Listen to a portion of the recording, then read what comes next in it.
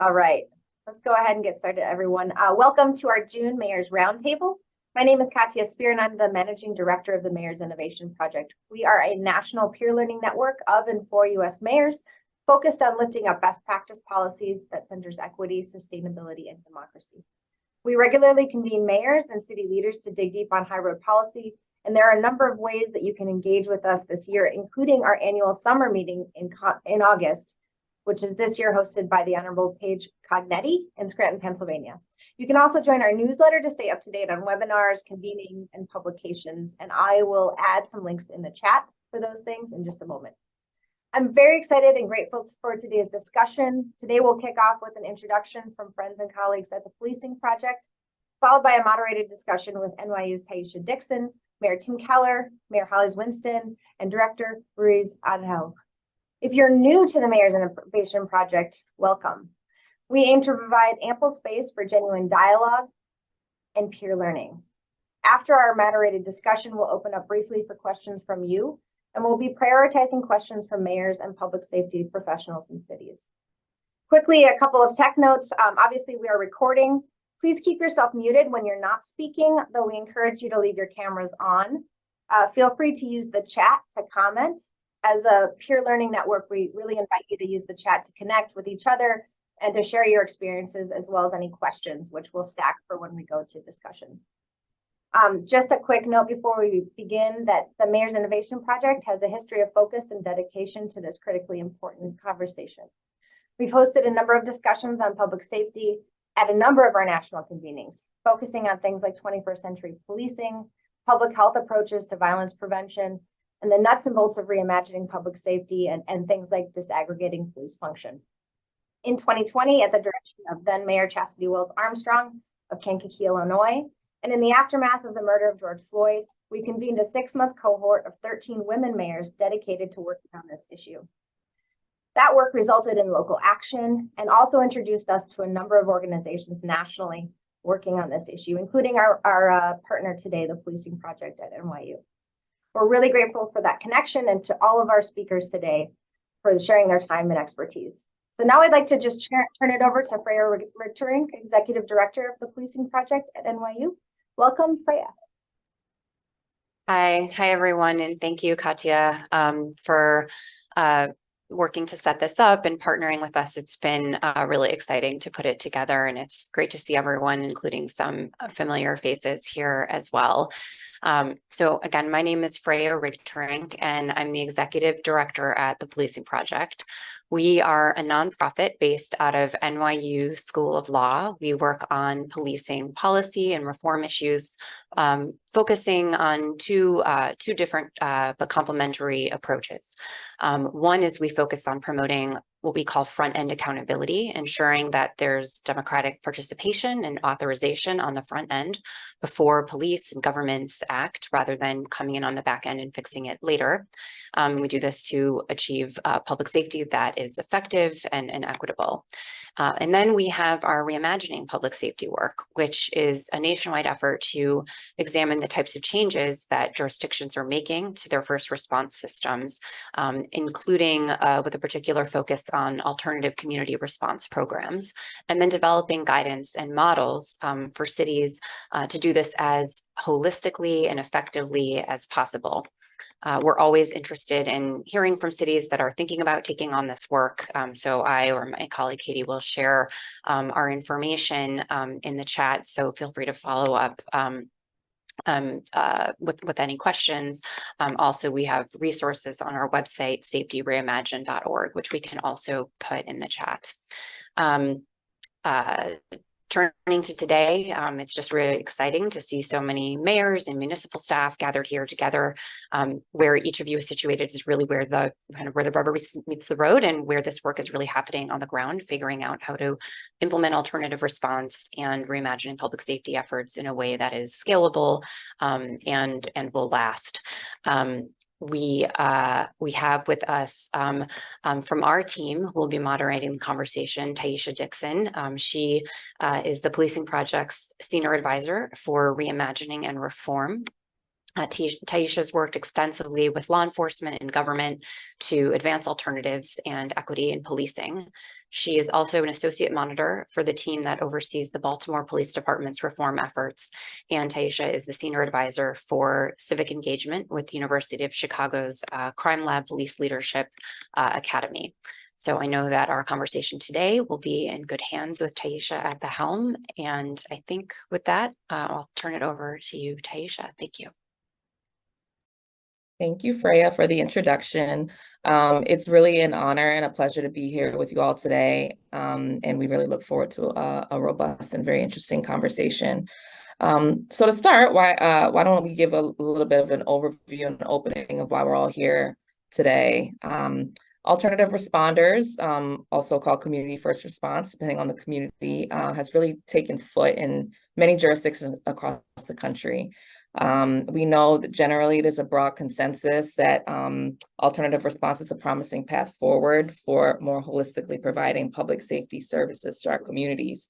But many of the communities that are in the national discourse and that have really been highlighted and examined are large cities with populations over 500,000. Despite this, we know that the U.S. makes up a large collection of very diverse municipalities, including small to medium-sized towns and cities. And the overall question we're seeking to work through today is how alternative response and community response looks and operates in specifically 2 medium-sized cities that have made really impressive strides to diversify their first response portfolio by adding alternatives to 911 response. So with that, why don't we go ahead and introduce our 3 panelists today. Why don't we start with maybe Mayor Winston, if you don't mind going first, and just introducing yourself to everyone, where you're from, how long you've been in the position, and why this work is important to you and how it really came to your city. Well, thank you, and thank you all for having me here. So my name is Hollis Winston, Mayor of Brooklyn Park, Minnesota. Very quickly, we have a population of about 87,000, very diverse. It's about 62% people of color, 35% of that is African heritage, split up amongst African Americans and primarily West African, and then about 25% Southeast Asian. And then what was it? Then I've been in office about 6 months. So originally from the Illinois area, moved to Minnesota when I was 10. And then I've been in the city of Brooklyn Park for about combined about 15 years. So for me, this work is incredibly important just because, Brooklyn Park is very much where we believe a lot of the country is going. And so being able to come up with creative responses that avoid some of what we saw, well, completely avoid what we saw with George Floyd, but some of the other horror stories that we've seen or that I've grown up with. But they're also effective in terms of building a strong rapport with all communities is important to us. And I think, from our perspective, my perspective, public safety is the #1 responsibility of a city. Nothing can really happen if people don't feel secure. So for us, it's important to come up with, successful ways to keep crime down and to keep people feeling safe. I hope I answered your question. So you certainly did. Thank you for that intro, and we'll obviously dive a lot deeper into the fantastic work you all are doing. Why don't we move to Mayor Keller? Just a brief intro and how you all came into this work and why you continue to advance it would be great. Sure. So my name is Tim Keller, Mayor of Albuquerque, New Mexico. And for us, a little bit, I've been mayor for 5.5 years now. And so also was in different elected offices before that, a state senator and things. But our community, just a little bit about we're out here in the desert. There's 600,000 of us, Burqueños, as we like to say. And we've been a minority majority city since our founding, and our demographics are predominantly Hispanic in a big way, and Native American. So we have a very small African American and Asian population.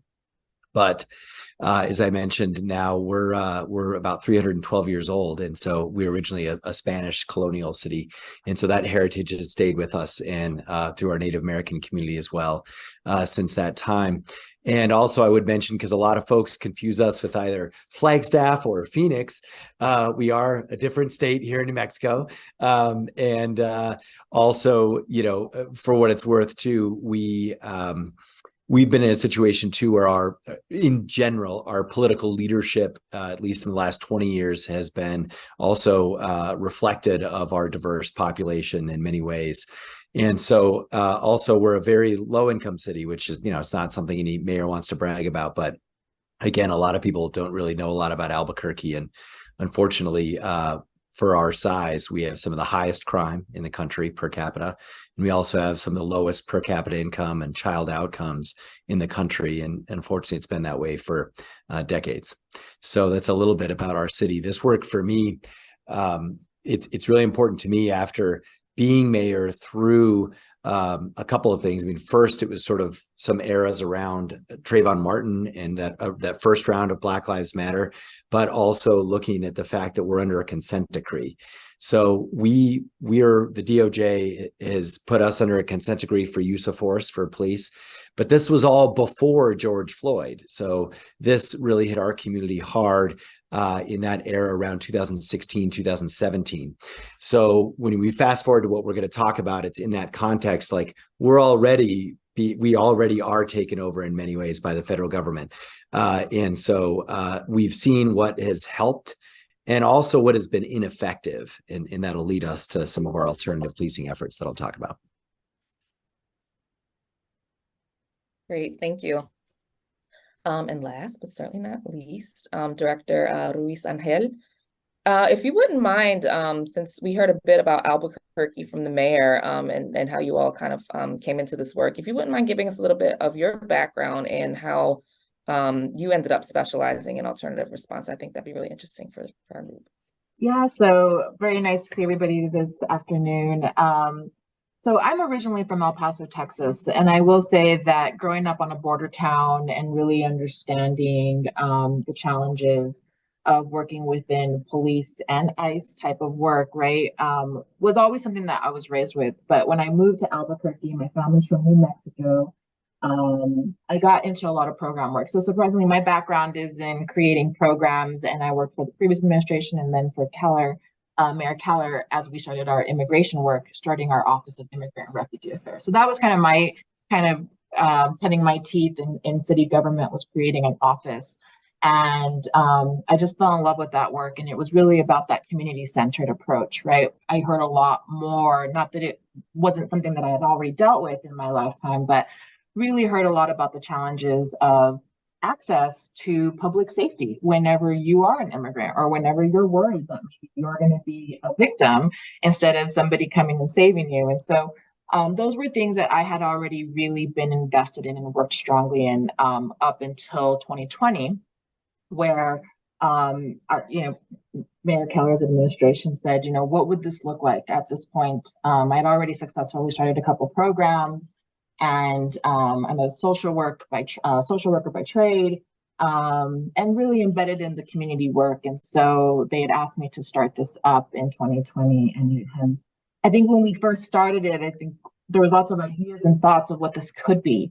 But up until that time, we'd really seen mostly co-response models, right? Police and social workers, and then of course the cahoots model that was really popular and kept coming up during that time.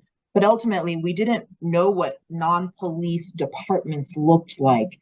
And when we created this, we'd already had some really successful small programs, but nothing that was large enough that I think we really knew could create the systemic change that we needed, or the culture change that we needed around public safety. And so that's why we kind of jumped in with both feet and decided to create an entire new department. So this was really a first of its kind. And again, I think we're 3 years in and 2 years of implementation. And so although we've had some amazing successes, we're still learning and moving through, but also now able to mentor other cities that are starting these departments and programs up. So it's been a beautiful journey. But definitely a lot of work and a lot of, but just to see the community from a national standpoint really embrace this has been, I think, the most beautiful thing about this work. So I'm so excited to be here and to be able to present some of our findings and support the work that we're all doing. Great, thank you. Director, just to pick up on where you left off, could you give us a little bit more detail about some of the strategies that you all are employing in Albuquerque? So prior to ACS, we had already done some co-response. So we already had mobile crisis teams, right? This is, again, our police and our clinicians, or our fire and clinicians. And so those actively still are really strong strategies that we continue to use, because those tend to be the types of calls for much higher level acuity situations. However, we also had other programs, such as the fire department has this wonderful program called HEART. And this was around high utilizers of 911 who we knew that had some areas, right? They were calling because they kept falling, or they were calling because they had somebody living in their home who was struggling with mental health. And so it was impacting them. And so our fire department created a program that was ultimately going out to these high utilizers to help them, whether it be an assessment of their home, or because they needed to get connected to resource. But it's a small team. It's about 5 individuals who were going out to these calls. We also had civilianized programs within our police department that were really strong and really great. But again, it was like 2 or 3 individuals carrying the load. What we found is that once we were able to really divert calls away from police, right, that didn't necessarily need a badge or a gun, is when we started to see a true change in really 911, right, as we think about how we dispatch people, but ultimately also starting to really listen to the kind of calls that we were getting, right? How do we really determine from a 911 standpoint how we divert what call to ACS versus to police? And that's where we're really starting to see this really interesting change in the kind of calls that we're going out to. And I think, you know, the mayor's had a lot of other different initiatives that we've also brought up that we had in other places. We had something called and we still use it. It was a community outreach resource assistance program that was sending police, fire, and a social worker out to businesses locally to kind of see what's going on, how can we help. All amazing programs. And I've heard a bunch from different other cities that are fantastic, but the key was growth, how big,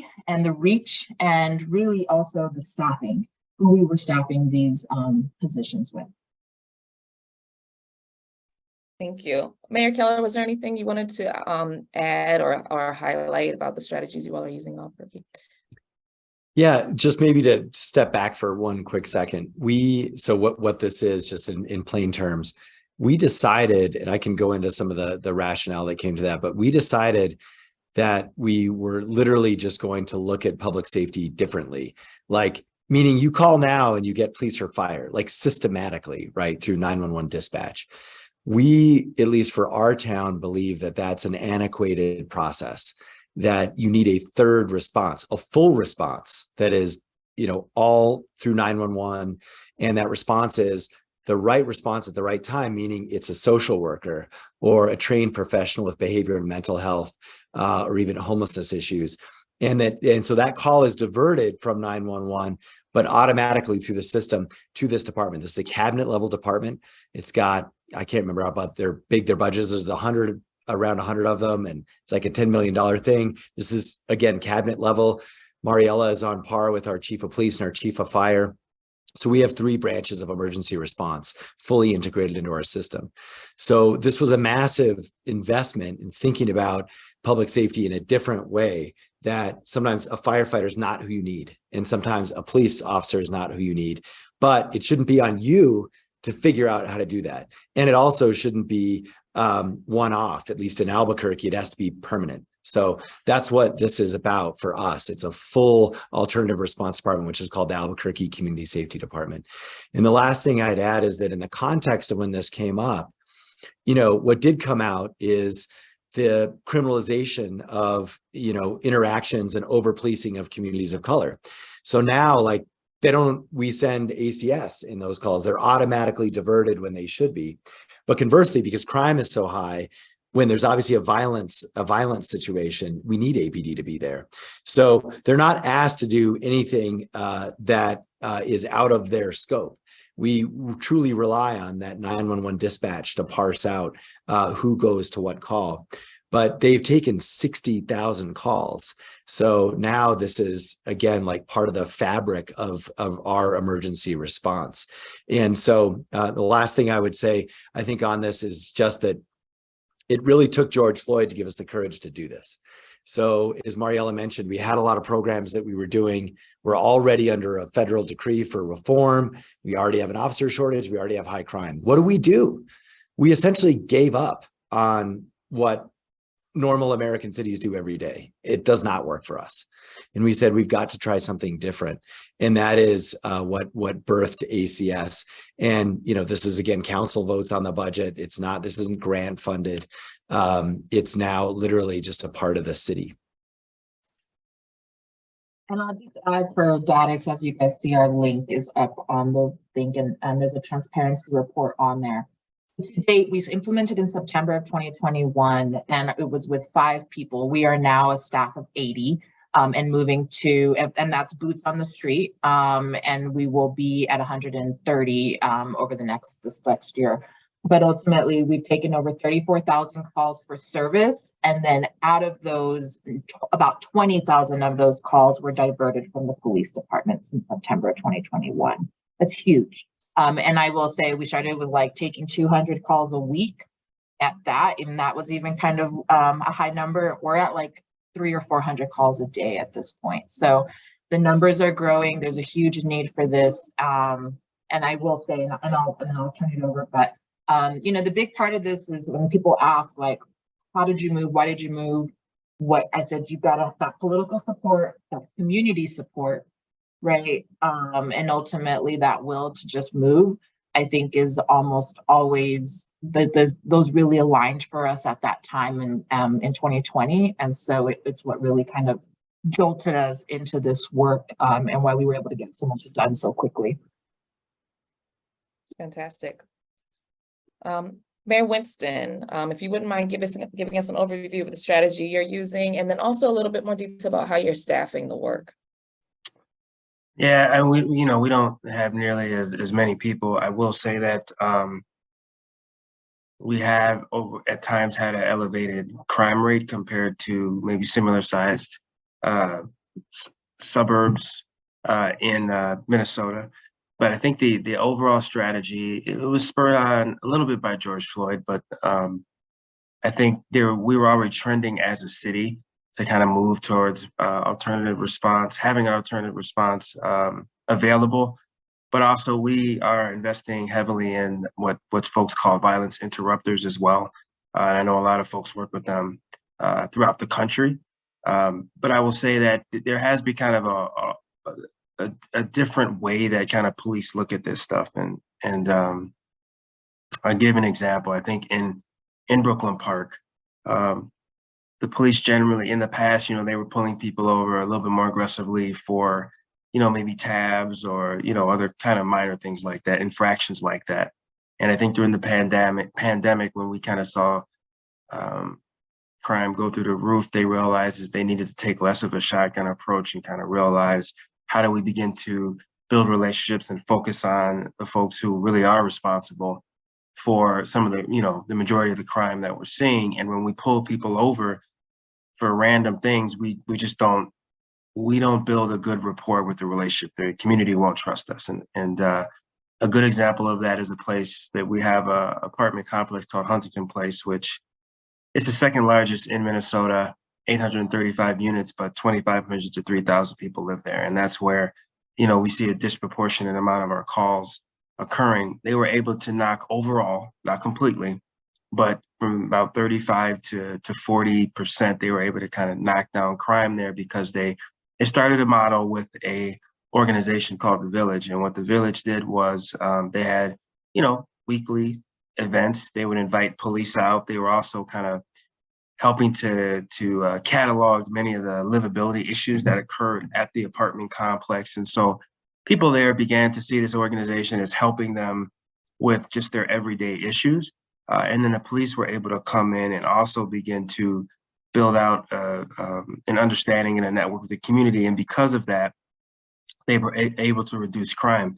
I think one of the other good things that came out of that, as they were able to push down some of that other crime, they began to realize that within our city, and I'm sure this is true for many other cities, there's a huge issue with domestic violence. But because there was no rapport with the police whatsoever in that apartment complex, nobody was really willing to report it. Nobody was willing to, and we could not get resources in there that were supported by the police or law enforcement that could begin to talk to people and help them kind of resolve these issues or just deal with domestic violence, right? So I think that's a big thing that came out of that. And I think the other thing is, as they try to do as we focused on a much more strategic approach, earlier this year, we rolled out the alternative response team, which, no, we're not taking 60,000 calls. We're taking a fair amount of calls. But and since we're a smaller city, we have maybe a staff of 4 to 6 on that. But it's a similar concept in that people can directly call 911. And if it's could be an internal matter that a family's dealing with, it does not warrant the police coming out there. In fact, we know that in many cases, if the police come out there, it's not always the police escalating it, but the situation could get escalated, right? So what they're doing is they're sending a mental health worker and social worker out there if it meets a specific criteria, and they're beginning to resolve these issues. And so that is, I guess, driving down some of that volume over time because people are kind of figuring out and getting the assistance that they need. But in a city like ours, where we do have some of these issues with crime, it's freeing up the police to be available for other issues. I think the other very important thing is that it is, again, allowing the community to build a rapport with the city, right? And it's not just through the police. It's kind of saying, listen, you have a housing issue, and maybe that's causing what you're dealing with in your household, or you have an issue with the youth that is running away, or there's just some behavioral issues going on there. Well, before we the kid gets into an issue with criminality, right, we'll find some resources to help them out. So I think that alternative response is helping to build that rapport. It's helping give the police more capacity, and then it's helping us resolve some underlying issues that people are beginning to see. The last thing I'll point out is I think this approach is extremely important in that in Brooklyn Park, the last few months, we've seen a number of just really large gatherings. So kids will get on Snapchat, and I see Mariella shaking her head. So, but kids will get on Discord, they'll get on Snapchat, and they'll send out a message saying, hey, we're all going to meet at this park. So then all of a sudden we'll have 300 to 400 kids at our park, and the vast majority of them are kids that just want something to do, or they just want to be around one another. But then there's inevitably a few bad actors there. And so by having violence interrupters that can go out there and have a rapport with youth, they're often able to disperse this without the police really getting involved. And then the police can kind of address the folks that are really causing that are bad actors in this space. I think it's shown us a gap, however, in that because our city has not been doing this consistently for 10 to 15 years, we don't always have the intel yet to understand where the kids are going to go before they even get there, right? So we had a neighboring city, Maple Grove, had this issue, which I know they're not used to because they have very different demographics than Brooklyn Park. So they had the 300 or 400 kids converge there. And then luckily, some of the police overheard them saying, hey, we're going to go to this park in Brooklyn Park, right? So we were able to get ahead of it on that level. But the reality is we should have intel well before then about how some of these things can happen so that we can, work with youth to make sure it doesn't happen or just get ahead of it. The last thing I'll say is that there's a few gaps that are also leading to some of these issues in Brooklyn Park. And maybe I'm going off topic a little bit, but I get it off my chest so people can kind of see how this ecosystem works. One, the way our city has grown, it's grown from kind of the south up to the north for our city. The north has had more infrastructure when it comes to youth programming and things for kids to do. And the North happens to be wealthier. We have homes that range anywhere from 600, 700, 800 down to people that are on Section 8 in the southern part. So we know we need to invest massively in kind of a third space for youth to be able to just congregate and do things below 85th. The second thing is, and I think other cities are dealing with this, but we had facilities for youth, but we took those down because of some of the egregious behavior we saw towards staff and the systemic issues. The issue is that for kids that are very violent, we have in Hennepin County, we've got places to put them. For kids that are stealing cars or in the middle consistently, we don't have any facility, any continuums of care, anything for that. So it's kind of like they come home and they can help plan some of this stuff. They can get involved in this stuff. And we don't really have a point where we can kind of set them down and help get them the resources and everything they need. So that's also kind of increasing it. So that makes it more important for us to have this intel and have these other resources on hand so we can get to them. Right, thank you for that. Could you all talk a little bit about how you got your police departments on board? Obviously, culture change is hard, and this type of work requires a lot of adjustments and collaboration and cooperation. So if you could just talk a little bit about what that process looked like, whether you thought it was successful, whether there's still work left to do there, and how, if you have any tips for jurisdictions thinking about changing their approach. I'm happy to share a few thoughts, and it's good that Marielle and I are here together, at least from the Albuquerque standpoint, because she's done most of the work on this. But at a high level, look, originally, police and fire were not big fans of this. And the idea was sort of twofold. They're not going to be qualified or be able to deal with these situations. On the other hand, it was like, look, we're taking their money. I mean, all of this costs money that theoretically could go to police or fire. So originally, I would call it a lukewarm reception. But what we were able to sort of work with them on is two things. One is that, at least in Albuquerque, our officers were being constantly trained to do more. So like the answer to every problem from our officer-involved shootings, things like this was, okay, officers need to go through specialized mental crisis training. They need to go through X, Y, and Z. Then it was like, well, we need to pair you with a co-response model. And the result was the officers themselves were feeling in many ways just not up to that level of challenge. Like they wanted just to become police officers when they started. And, training can only sort of take them so far. And the other thing is the co-response model, which we love, like that's kind of, always preferred, but for us, it didn't scale because you need, double the amount of resources for every call. So our call volume is so high, they'd be like, well, it's a 5-hour wait for our mobile crisis response because, most of our 911 calls fit that criteria and there's only so many people we can do it. So we won them over with, one, we're allowing the officers and the EMTs to more focus on the job they signed up for with some additional training. But, we're not asking you to do everything. We just want you to do better, but we're not asking you to do everything. We got this new department that's going to do that. And then we also said, we're going to take calls out of your backlog so that you can respond faster, which in an emergency, everyone wants, right? In a violent situation, it's obviously we all like fast response times in general. And we had a problem with this in our city.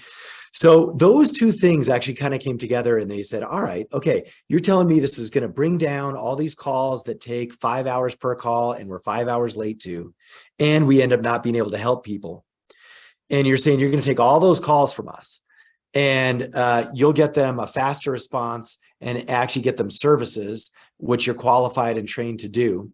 And we're just going to be able to take violent crime calls or people are in cardiac arrest. And they were like, we'll take that deal. And so far, that is also why it's become increasingly more and more accepted. I think our police department might actually threat to leave if we killed the ACS department. So now they are really, really liking each other a lot. I think the only thing I'll say is that like that was like the big, I think the conversations at the top, right? Chiefs, fire, police, like get on board. But and I'm sure my chief would say this for those that are police chiefs on this call. You know, Medina was really clear with his staff when we were like, hey, we're not getting the calls, right? Our first couple months, it was nothing. I mean, we were doing what we call proactive response, right? Going to our hot spots in our city where we knew that there's high levels of mental health and crime, and just focusing in those areas as like boots on the street. They'd get out, they'd walk, they would put themselves on a call. But I will say there was a reason. I was talking to our chief recently, and he said, and openly, he's like, at one point, the administration was like, you're just gonna have to get out of the way. And he's like, okay, and that was his message to his staff, like for good or for bad, if somebody gets hurt, then we know that we were right? All social workers are gonna die in the field, and that's gonna be the end of the program. Or this is gonna work, right? And it's gonna work for us. And I think that's the conversation that boots on the street needed to have, to kind of say like, okay, we're going to go in. Because we would get dispatched to calls, but then almost immediately we'd see a police officer pull up, and we're like, kind of takes away from building that rapport with the community. But 3 months in is what it took for them to start seeing that when we showed up to a call and they were like, oh, you're good. And we're like, yeah, you can head out. That was like the big ticket. Or we'd already be at the call and we'd be like, hey, we just cleared scene, we're good. The proof in the pudding, I will tell you, for your boots on your street, like that was what they needed to see. They needed to actually see it in person to understand that our staff knew what they were doing. It was nice that they actually had a referral, right? When most cops, truly, a lot of them still do this, right? It's not like we're taking away all these calls, not like they're just focusing on crime. They're still in a place where they're bumping into that domestic violence survivor who they really need to refer to somebody at that moment, not 2 weeks later. And I think that was also something that they really needed, was just to have that expert to say, hey, we got it from here, like you're good. That's huge. And that is when we talk about cities who really have that rub, sometimes it's just getting them out. And we had to just let our staff know too, like you're going to run into the paramedic or the officer who's going to, maybe be disrespectful or really ugly with you. And you're just going to have to like swallow it a little bit and just keep pushing through. Let us know. But ultimately, here we are almost 2 years in September, and Mayor Keller's right. Like, police officers, though they're still skeptical on a couple of our calls because the call level and the acuity level of our calls is getting much higher, they are like, how come you guys aren't graveyard yet? We need you guys to go graveyard. Like when that happens, it's going to be the best. They're asking us now, what's going on? How come you can't take more calls? So that in itself is half the challenge of creating something like this. To address one of the questions that popped up in the chat that I think is relevant to what you just spoke to, how did you get dispatched to start sending you calls? So we came up with police. We started off, we have a priority level from 1 to 5, 5 being the lowest, 1 being the highest. And we agreed with our police department to send us out to 10 different call types. And you'll see them on our list. It's what we've consistently stayed with.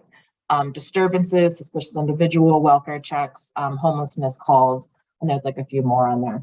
And they only wanted us to go out to 4s and 5s. That's what the initial agreement was. You can only go to the lowest acuity of these types of calls. 3 months in, they were like, I'm at a level 2, and this doesn't feel like a police call. This is an ACS call. So then slowly, it just naturally started to increase the type of calls and the priority of the call to start increasing. So that really opened up. So really the only thing that dispatch is qualifying when they get a call for ACS is there a high level medical issue, right? Is there medical? Is there something going on medically that we need a paramedic? And 2, is there a weapon? Is there a level of violence or crime that's happening that we need to assess for? And then if it doesn't meet any of those 2, right, fire, police, then they'll send ACS out. And somebody mentioned just in the chat, we rarely have to call our police. Now that we're taking more calls, our volume is less than 2% of our calls that we go out to, do we need police backup? I will say our paramedics, we keep very busy because a lot of people are willing to go to the hospital if they're hurt, where they normally wouldn't have, but we also do transportation. So it's got to be consensual transportation. We won't do mandated, but that has been a huge game changer for us, because we can get people to go to, homeless shelters and the hospital and psych evaluations, as long as they're able to sign off this as I'm willing to get in the car with these individuals. So I think it wasn't as much of a fight to get by in Brooklyn Park. I think, folks got to remember George Floyd happened about 25 minutes from us in our backyard with Minneapolis. So there was an understanding that we needed to take a different approach to avoid some of that liability. I think a lot of this work had already been in play. I think a lot of what Mariela has been referring to, that's how our dispatch handles it, right? When folks call 911, they're using kind of that same rubric to do it. It's been very successful. Actually, our city right up the street from us, Brooklyn Center, they're about 5 to 10 minutes away. They're going to use a similar model to what we're using. So we'll be reaching out to them saying, was there a way we can maybe even leverage resources to help with this? Given we don't always have the resources to do things at the high level that we want to do them. So it is a model that people are beginning to believe in. I think it wasn't such an issue for us to get our police in it, because I think they understood that they didn't want to necessarily be called into a lot of these, for them, a little bit lower level issues. They knew the importance of them, and they knew how important it is for them to be resolved. I think the bigger issue was just getting the community behind it. I think the community was asking those questions. Well, how are people going to be safe? Are we just throwing more tax dollars at a program that doesn't work? I think helping residents to really understand how this actually creates more capacity for the police, how it begins to address many of the underlying issues that are leading to the behavior that actually makes people nervous. I think sitting down with them and helping them understand that is just as important as to, getting law enforcement and fire involved, right? And I think for us, that was the bigger battle, was helping them to understand the importance of that piece. Any tips you want to share for how to do it? Because I think everybody around the country is trying to figure out how to engage community. So if there's any successes or I think kind of sitting down and over communicating, right? I think when you take a city like Albuquerque, maybe in some ways, and they, y'all may disagree with me, maybe a little bit easier because the media is a little bit more focused because of the size of the city. In Brooklyn Park, yeah, we have our local newspapers, right? But we're not always front and center until something around crime happens. So I think for us, it was getting the word out through the local paper, having a state of the city, finding different events to educate people on it. We had a press conference to make sure when we rolled it out, because we're the first in our state to do it. So we had a big press conference along with Hennepin County, who is supporting us on this. We had a big press conference where we rolled it out, where myself, Hennepin County Commissioner that was very involved, our police chief was there. And then we had a number of people that were actually going to be involved with the program. And people were asking them those questions. Well, how are you guys going to be safe? And some of the social workers said, well, maybe you don't understand how social work works, but I've already been in some compromised situations just working for the county myself, right? So I have to have an understanding of that anyway. But they were able to, I think, explain some of the nuances that would not have gotten out. And if that hadn't gotten out, the public may have written their own narrative, which would have caused some issues before then. I also think in our case, it's very helpful to have a police chief that really understands this approach and is well-spoken in terms of communicating why this is important. And I think the last piece is helping people to understand that while you think this is taking capacity away from from our police department, it is actually going to give them more capacity to handle the issues that you are most concerned about, especially as we head into the summer. So I think those are some of the greatest hits that we had. And then making sure, you know, your local newspaper and other newspapers are getting the word out as well. Because in general, you know, I don't want to get too into the details, but the general public is like, okay, it's another program, but it's some of the insiders that are most involved that can cause the most noise. And then if that cascades, right, that can create general misunderstanding among the public. So a lot of this was aimed at helping them understand, yes, you've lived here 50, 60 years. We understand your concerns. Here's how we're going to address those. Great.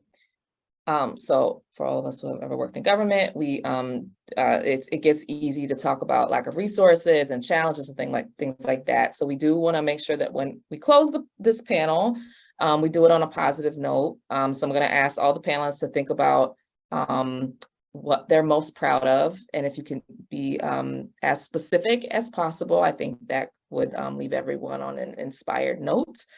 So while you think about that, I think we're just going to check and see if there's any questions from you all to make sure we get to all of that. And if you don't have any questions, I have plenty more. So let's see. I'm sorry, Daisha, you cut out for me. What was the last part you said we needed to think of in detail? What you're most proud of.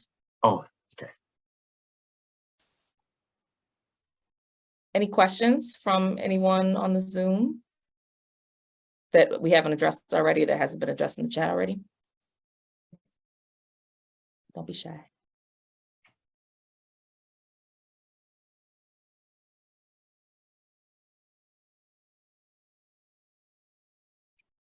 Okay. I think one facet of this that would be really interesting to hear about is how you think any special considerations for medium and smaller size jurisdictions that you all have learned about that you want to pass on to this group.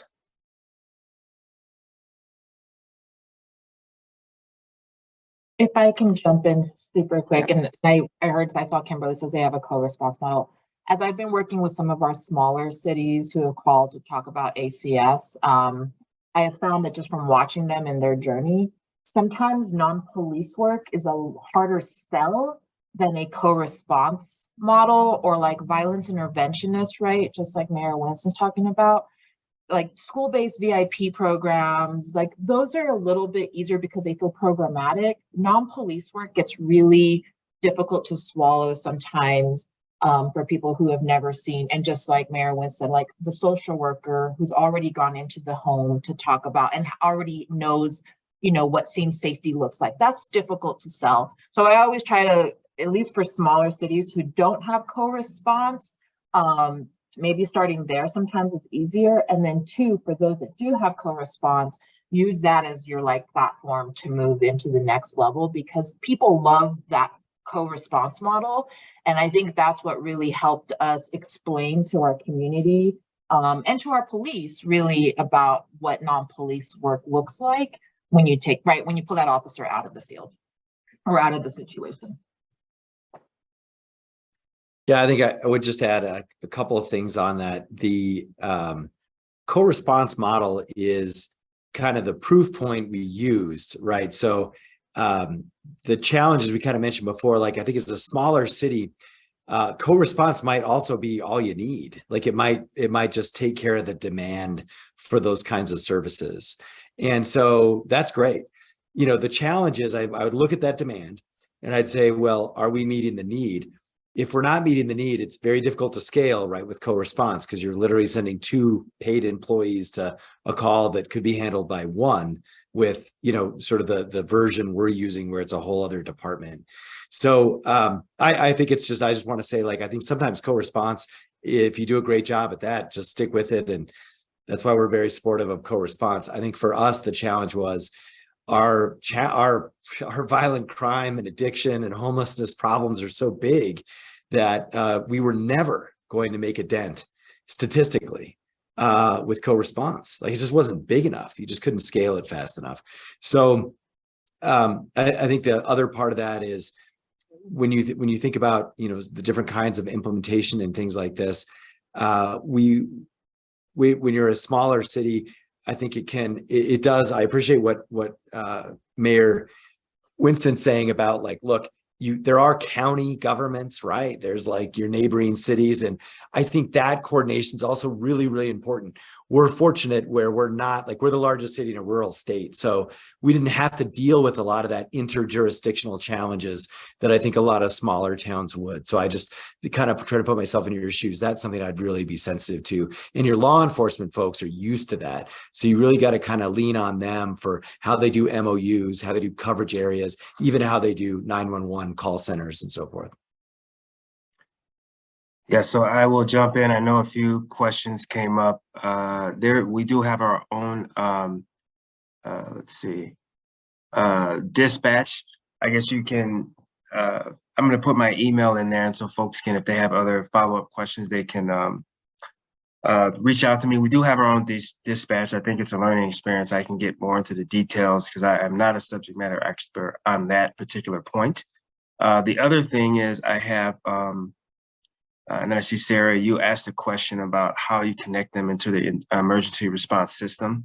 So actually, that's something that, and I see here in Tucson, Arizona. So if you want, we can discuss this further in January because the weather's a little bit different in Minnesota. I'm happy to make a trip out there and have a discussion with your staff. But to your point, I think that's something that we are working on, right? So when we have these, we realize very quickly when we have these large gatherings that some type of system has to be set up, not just for our violence interrupters, but to also coordinate, extra capacity from our state patrol, from our Hennepin County sheriffs, and so they can have a conversation with our police. So we're actually working on what does that look like right now in terms of the app we can use. I think they have found a specific app. I can get that to you afterwards, but also legally, what does that mean when we're having those type of kind of tight-knit considerations or conversations? But that is something that, like I said, it's fairly new. We were literally talking about it maybe 3 to 4 weeks ago about how do we respond to some of these emergency situations, and how do we also check in on a weekly basis as we learn intel that maybe we just haven't had access to. So our violence interrupters are also going to be building out some stronger relationships with youth so they can get ahead of some of these conversations that are happening on Discord and Signal, and those are kind of closed networks. So all of that is a little bit up in the air, but I know that it's something that they do have an app that they use. And they're starting to check in on a regular basis just to share information about what they're hearing, through social media, through Discord and other places like that. So I think we covered most of the questions in the chat. Any other final questions anyone wanted to ask before we ask our panelists to close out with their successes? Okay. Why don't we start with you, Director? Tell us what you're most proud of. I'm proud of this conversation. 4 years ago, we were not having this conversation nationwide. So thank you for having us. And I'm proud of my teams. Our teams, people who do this work nationwide aren't doing it because there's like glory or it's like, right, these are hard jobs. We are changing the first responder culture, the first responder name. So I'm proud that all of us that are on this call listening and focusing on this, that's going to be huge. This will change our next generation of people who engage with public safety. Mayor Kelly. Mayor So Keller. I'm always every day proud of our department and the fact that Mariella has stood up what she has. You can, I think folks know this, but like at the elected world, I mean, we've all got lots of ideas and they never go anywhere. So like, I'm proud of the fact that we were actually able to deliver on this concept. It is transformative. And I think nationally too, for all of you engaged in this, it is a transformative discussion about emergency response and public safety. And so that is, I think, by definition, is a good thing, just because I believe in innovation and transformation. So I think this should stick. So meaning for the national conversation, it was never supposed to be about one moment in time or one issue. And it's supposed to be about how we're improving cities and our daily lives and how we treat each other and how we keep each other safe. It's supposed to be about that going forward. So I am proud of the fact that I think, America as a whole hasn't given up, and part of the people, I'm sure everyone on this call is leading that charge to make sure that doesn't happen. I would also just say that we're trying to make ours stick even beyond like cycles. So we unionized Mariella's shop, and that's like, mayors don't usually volunteer to unionize anything. And so we're also trying to say, like, this is real. And so it's not just a fad or a trend or a pilot or experimenting. You got to start there. But I think at some point we think for certain cities like ours, you have to do this for real. And so hopefully that's going to be the case long after Mariella and I are both gone. So yeah, I would say on my end, I think, remember, I've only been in about 6 months, so I would say helping people understand that this new infrastructure has to exist has been incredibly important. So when I came in, there was much more pushback against it, but myself and the council, we've been able to craft a case, make a case that helps people understand the effectiveness. And we've done some of that through rolling out statistics, but just helping people understand that, what we've done in the past in terms of engaging, more diverse communities just has not been successful. So I think making that case is incredibly important. And then I'd say the last thing is helping people to understand that we need to professionalize, and I know that some folks are looking at the alternative response with mental health and social workers is very different from our violence interrupters. I kind of say they are part of that new infrastructure in terms of responding to people's needs and helping keep people safe. I think the realization that we need to increasingly professionalize our violence interrupters is something that we're bringing to the table in terms of saying, hey, you got to have a database, you got to have clear-cut ways of communicating with the police on a regular basis, with law enforcement, with our alternative response teams, so they have access to the information, so they know what's going on in their community. So I think that's another piece that I'm proud of that we are currently putting together, because I think that's going to help people better walk into a situation and understand the context into which they're walking, because there are certain conversations people will have with the violence interrupter that they're just not going to have with the police. But if a police officer can walk into a home and understand, that this mother has been maybe sick or under the weather for quite some time, and the child has been acting up, and they have the understanding that that's probably part of the context of what they're walking into, that can often help them make a better decision that's better suited to what they're dealing with. So that's something that we're proud of, that I'm proud of, that we're also bringing to the table. Thank you. Thank you all for that rich discussion. I know we're at time, so Katia probably has some closing remarks, but I just wanted to thank everyone, and we really look forward to seeing this work continue. Thank you, Taisha. I'll be brief. I know we're at time. Thank you so much. Please join me in thanking today's speakers. We really appreciate their time and their willingness to kind of communicate and follow up afterwards. So I will be following up with the recording and any high-level notes, along with contact information for everyone who's been on and willing to connect after this. And I will leave it at that. Thank you so much to the Policing Project. We appreciate you and all the work that you are doing to advance this issue. And please don't hesitate to reach out to us at the Mayor's Innovation Project or to the Policing Project if you'd like to talk more about this issue. We'd love to work with you. We'd love to lift up what you're doing already. So thank you for your time. Have a good week.